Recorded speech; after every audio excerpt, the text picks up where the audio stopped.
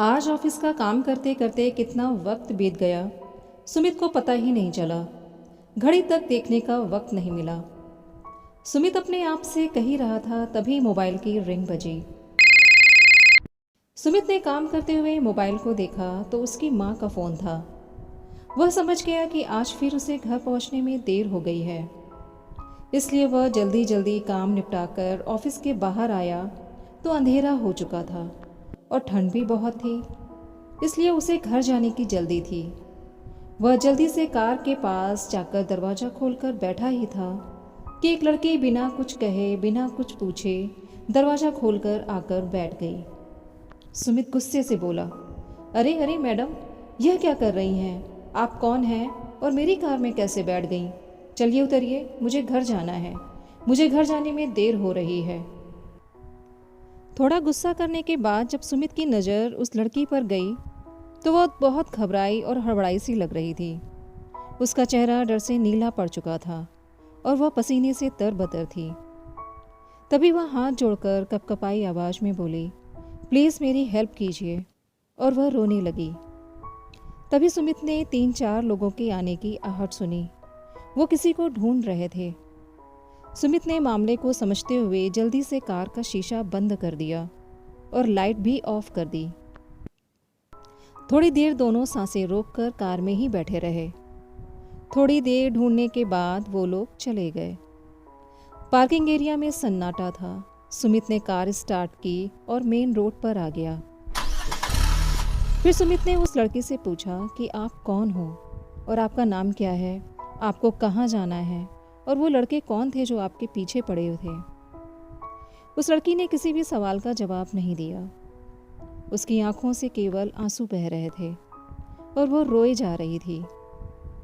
उसकी हालत समझकर सुमित ने उसे पहले पानी की बोतल दी और फिर धीरे से पूछा, अगर आप मुझे कुछ नहीं बताएंगी तो मैं आपकी मदद कैसे कर पाऊंगा। तब उस लड़की ने धीरे से कहा, मेरा नाम अंकिता है। वो लड़के नीलेश और उसके दोस्त थे। नीलेश मेरे कॉलेज में मेरे साथ पढ़ता है। मैं नीलेश से शादी करना चाहती थी, इसलिए गहने और पैसे लेकर घर से भाग आई थी। अंकिता के इतना बोलते ही सुमित ने कार रोक दी और अंकिता को देखने लगा। अंकिता ने आगे कहा कि जब मैं गहने और रुपए लेकर नीलेश के पास पहुंची तो वो किसी से फ़ोन पर बात कर रहा था कि चिड़िया जाल में फंस गई है, पैसे और जेवर लेकर आती ही होगी, तुम लोग भी जल्दी से आ जाओ, आज पार्टी करेंगे, शराब और शबाब दोनों का मज़ा मिलेगा। इतना बोलकर अंकिता फिर से रोने लगी। सुमित मामला समझ चुका था। तुम कब भागी थी घर से? सुमित ने पूछा। सुबह 10 बजे कॉलेज बोलकर निकली थी, अंकिता ने धीरे से जवाब दिया। तब तो बहुत देर हो गई है, चलो तुम्हें घर छोड़ देता हूँ। इतना सुनते ही अंकिता और घबरा गई और रोने लगी। बोली, मैं घर नहीं जाऊंगी, घर गई तो पापा मुझे मार डालेंगे। सुमित ने मामले को हल्का करने के लिए हंसकर कहा, अच्छा, आज तक कितनी बार जान से मारा है तुम्हारे मम्मी पापा ने तुम्हें, बताओगी? अंकिता आश्चर्य से सुमित को देखने लगी। सुमित बोला, बचपन से आज तक कितनी गलतियां की होंगी तुमने, याद करो, और कितनी बार तुम्हें माफ़ करके गले से लगाया होगा तुम्हारे मम्मी पापा ने तुम्हें। देखो अंकिता, इस दुनिया में माता पिता ही हैं जो अपने बच्चों की बड़ी से बड़ी गलती को माफ़ कर देते हैं और उन्हें सीने से लगा लेते हैं। जो माँ बाप अपने बच्चों के लिए भगवान तक से लड़ जाते हैं, वो अपने बच्चों की छोटी सी गलती माफ़ नहीं कर सकते। खैर, तुमने गलती तो की है और वो इसके लिए तुम्हें डांटेंगे और हो सकता है 2-4 थप्पड़ भी लगा दें, लेकिन जान से मारेंगे यह बात दिमाग से निकाल दो। तुम उनसे माफ़ी मांग लेना, ज़रूरत पड़े तो उनके पैर पकड़कर माफ़ी मांग लेना, वो तुम्हें ज़रूर माफ़ कर देंगे। माँ बाप का दिल अपने बच्चों के लिए बहुत बड़ा होता है। यह उनकी दुआओं का ही असर है कि तुम आज सही सलामत इस कार में बैठी हो, नहीं तो कुछ भी हो सकता था। सोच कर देखो। अच्छा, आप घर का पता बताओ, मैं तुम्हें घर छोड़ देता हूँ, बहुत देर हो गई है, तुम्हारे घर में सब परेशान हो रहे होंगे। थोड़ी देर बाद सुमित की कार अंकिता के घर के आगे रुकी। अंकिता के मम्मी पापा अंकिता के इंतज़ार में घर के दरवाजे के चक्कर लगा रहे थे। अंकिता को आता देखकर उनकी खुशी का ठिकाना नहीं रहा।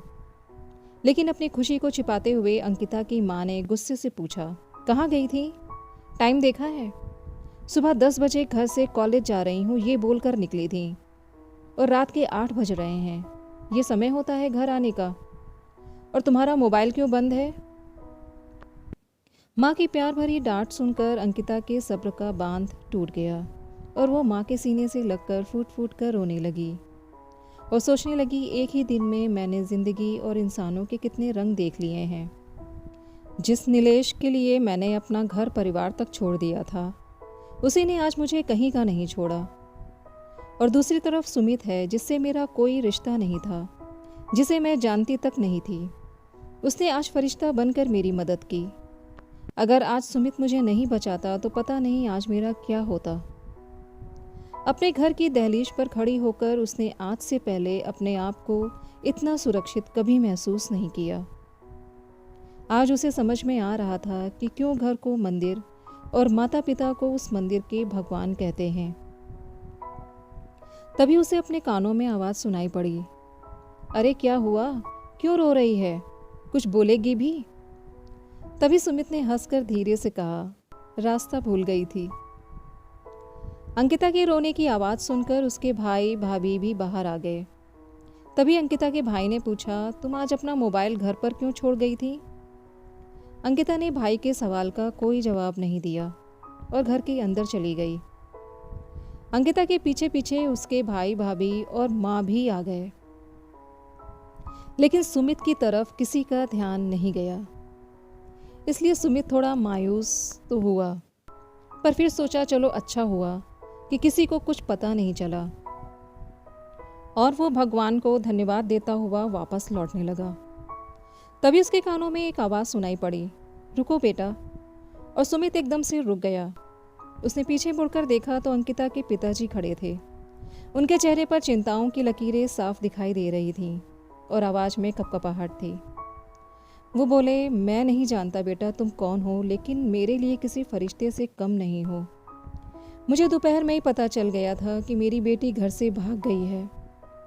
मुझे उसकी लिखी चिट्ठी दोपहर में उसके कमरे में मिल गई थी। तब से मैं बगैर किसी को बताए हर तरफ पागलों की तरह उसे ढूंढ रहा था।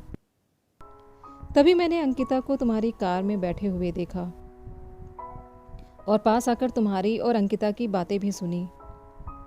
मैं तुम्हारे पीछे पीछे ही आ रहा था। तुम्हें नहीं मालूम आज तुमने मुझ पर कितना बड़ा एहसान किया है। तुमने आज सिर्फ मेरे घर की खुशियां ही नहीं लौटाई, बल्कि मेरे घर की इज्जत, मान सम्मान सब कुछ बचाया है।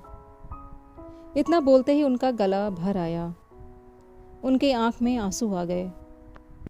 वो दोनों हाथ जोड़कर सुमित का दिल से धन्यवाद दे रहे थे और झुककर सुमित के पैर छूने ही वाले थे कि तभी सुमित ने उन्हें रोक लिया और बोला, ये क्या कर रहे हैं आप अंकल? मैंने तो वही किया है जो मुझे ठीक लगा और जो मेरी माँ ने मुझे सिखाया। अंकिता के पिता की ऐसी हालत देखकर सुमित के भी आंखों में आंसू आ गए और बोला, आप अंकिता को माफ़ कर दीजिएगा, वो बहुत डरी हुई है। अब मैं घर चलता हूँ, मुझे ऑलरेडी बहुत देर हो गई है। मेरी माँ परेशान हो रही होंगी। और इतना कहकर सुमित वहाँ से निकल गया। अंकिता के पिताजी सुमित को जाता हुआ देख रहे थे और सोच रहे थे, अगर सबकी सोच ऐसी हो जाए तो किसी भी माँ बाप को अपनी बेटी के लिए डरने की ज़रूरत नहीं होगी। हर बेटी का बाप बेफिक्र रहेगा।